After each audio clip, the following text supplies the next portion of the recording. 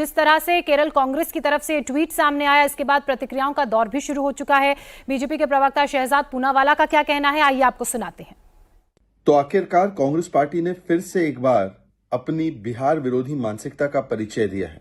उनके official handle से वो बिहार की तुलना और बिहारियों की तुलना बीड़ी से करते हैं। सोचिए किस प्रकार की मानसिकता है। ये वही कांग्रेस पार्टी है जिसने अभी हाल ही में प्रधानमंत्री की माताजी को भी किस प्रकार से गालियां दी, भद्दी बातें बोली। ये वही कांग्रेस पार्टी है जिसने प्रधानमंत्री को 150 से अधिक गालियां दी।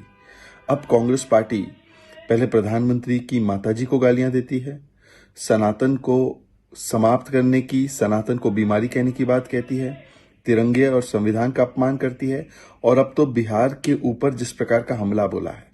और ये कोई पहली बार तो नहीं है। डीएमके के नेताओं ने कहा बिहारी जो होते हैं वो टॉयलेट क्लीनर होते हैं, बिहारी जो होते हैं वो पानी पूरी सेलर होते हैं।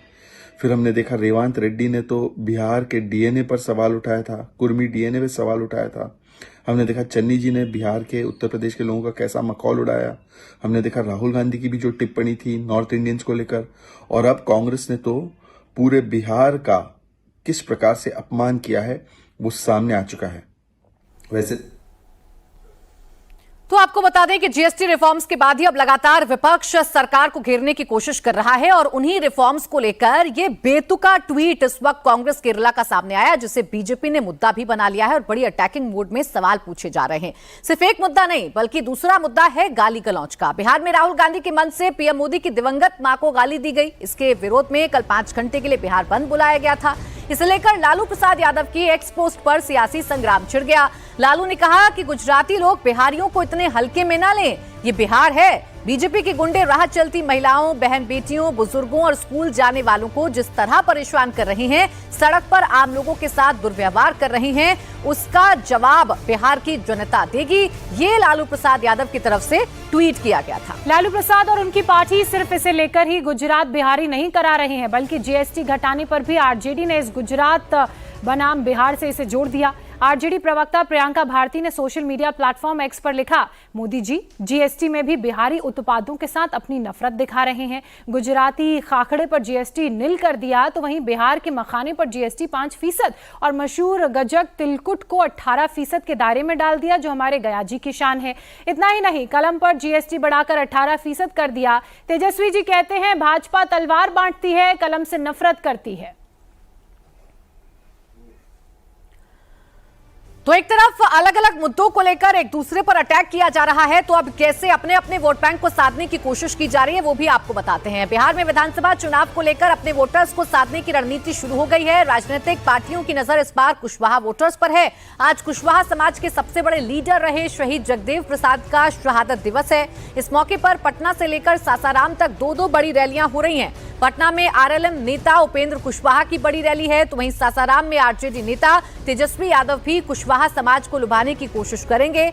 उपेंद्र कुशवाहा ने पटना के मिलर ग्राउंड में परिसीमन सुधार रैली का आयोजन किया है, तो वहीं सासाराम में तेजस्वी यादव राजनीतिक एकजुटता रैली कर रहे हैं। उपेंद्र कुशवाहा अपने कुशवाहा वोटर्स को एकजुट करने की कोशिश कर रहे हैं, तो वहीं तेजस्वी यादव अपने एमवाई समीकरण में कुशवाहा को जोड़कर बिहार में सत्ता वापसी का गणित जोड़ रहे हैं। बिहार में कुशवाहा वोट बैंक एक साइलेंट गेम चेंजर के रूप में काम करता है। अगर बिहार में ओबीसी वोटरों की बात करें तो यादवों के बाद कुशवाहा वोटरों की ही आबादी है। बिहार में कुशवाहा समाज की आबादी 4.27% है, जिसका 11 जिलों की 35 से 40 सीटों पर खासा प्रभाव है, खासा दबदबा है। यानी ये समाज इन सीटों पर जीत और हार को तय करता है। 1990 से लेकर 2000 तक कुशवाहा समाज लालू प्रसाद यादव के साथ रहा, लेकिन 2000 के बाद से वो नीतीश कुमार के साथ जुड़ गए। यानी लव कुश समीकरण, जिसमें लव कुर्मी समाज और कुश मतलब कुशवाहा समाज। नीतीश कुमार कुर्मी बिरादरी से आते हैं और यही कारण है कि लगातार इस वोट बैंक को भी साधने की कोशिश हो रही है। नीतीश आज 2 महत्वपूर्ण रैली हैं और इन रैलियों के जरिए हम देखेंगे कि किस तरह से कुशवाहा वोट बैंक को साधने की कोशिश करते अलग अलग पार्टी के नेता नजर आएंगे। जी हाँ, बिल्कुल। कुशवाहा वोट बैंक एक अहम वोट बैंक है बिहार में। और देखिए, तेजस्वी यादव की भी कोशिश रही है। पिछले लोकसभा चुनाव में उन्होंने कई कुशवाहा उम्मीदवारों को टिकट दिया और उनको कामयाबी भी मिली है।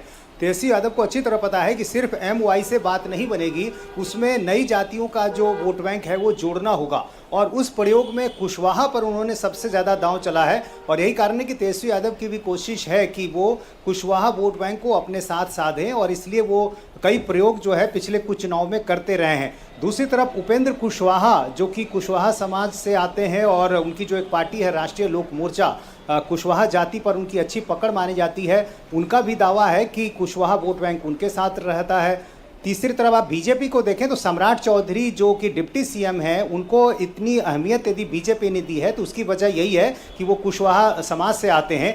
और नीतीश कुमार जो लवकुश जातियों पर सबसे ज़्यादा जिनकी पकड़ रही है लंबे समय तक, तो ऐसे में नीतीश कुमार के राजनीतिक पारी के खत्म होने के बाद इस वोट बैंक का उत्तराधिकारी कौन होगा, इसकी लड़ाई अभी चल रही है। और यही कारण है कि हर तरफ जो है ये कोशिशें की जा रही है, आरजेडी की तरफ से भी कोशिश की जा रही है, बीजेपी भी चाहती है कि ये वोट बैंक उनके साथ बना रहे नीतीश कुमार के बाद भी। तो ऐसी स्थिति में ये ठीक है, जातियों का जो जातियां हैं उनको जोड़ने का काम किया जा रहा है नीतीश, और ऐसे समझा जा सकता है कि MY समीकरण के साथ साथ और भी जातियों की जरूरत महागठबंधन को है, इसलिए कुशवाहा वोटर्स पर भी अब डोरे डालने की कोशिश की जा रही है।